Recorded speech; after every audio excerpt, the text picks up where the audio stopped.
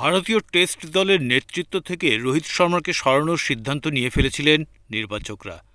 সর্বভারতীয় স্তরের এক সংবাদ মাধ্যমে এমনটাই খবর পরিবেশন করা হয়েছিল। এই খবর ছড়িয়ে পড়ার সঙ্গে সঙ্গেই হিটম্যান রোহিত নিজের ভবিষ্যৎ নিয়ে সিদ্ধান্ত নিয়ে ফেললেন। সোশ্যাল মিডিয়ায় জানিয়ে দিলেন তিনি লাল বলের ফরম্যাট থেকে ব্যাট প্যাড তুলে রাখছেন। চ্যাম্পিয়ন্স ট্রফিতে ভারতের সাফল্যের পরে রোহিত নিজেও ইংল্যান্ড সফরে নেতৃত্ব দেওয়ার ব্যাপারে আশাবাদী ছিলেন, কিন্তু আইপিএলের মধ্যেই বড়সড় সিদ্ধান্ত নিয়ে ফেললেন রোহিত গুরুনাথ শর্মা।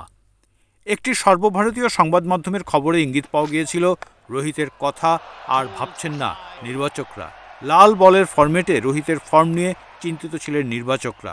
সেই কারণেই গত মাসে নিজেদের মধ্যে আলোচনায় স্থির করে ফেলেছিলেন রোহিতের পরিবর্তে তরুণ কোনো ক্রিকেটারের হাতে তুলে দেওয়া হবে অধিনায়কের আর্মব্যান্ড। তাকে তৈরি করা হবে পরবর্তী ক্রিকেট চক্রের জন্য। আগামী সপ্তাহে সম্ভবত দল ঘোষণা হবে, আর তাই দেওয়াল লেখনটা পড়তে পেরেই অবসর নিয়ে ফেললেন রোহিত। ইংল্যান্ড সফরের নতুন অধিনায়ক টিম ইন্ডিয়াকে নেতৃত্ব দেবে, তা এক প্রকার স্থির করে ফেলা হয়েছিল। সব দেখে শুনেই হয়তো রোহিত নিজেই জানিয়ে দিলেন তার বুক ভাঙা সিদ্ধান্ত। টি-20 আন্তর্জাতিক থেকে আগেই সরে গিয়েছেন, এখন খেলবেন শুধু দেশের হয়ে একদিনের ক্রিকেট। 27টি টেস্টে 4,301 রান তার ঝুলিতে, 12টি সেঞ্চুরির মালিক তিনি। 24টি টেস্টে তিনি দেশকে নেতৃত্ব দিয়েছেন, জিতেছেন 12টিতে, হার 9টায়, ড্র 3টিতে।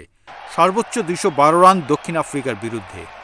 নির্বাচকরা হয়তো তাকে বাদ দেওয়ার সাহস দেখাতে পারতেন না, তাই টেস্ট থেকে অবসর নিয়ে ফেললেন রোহিত শর্মা।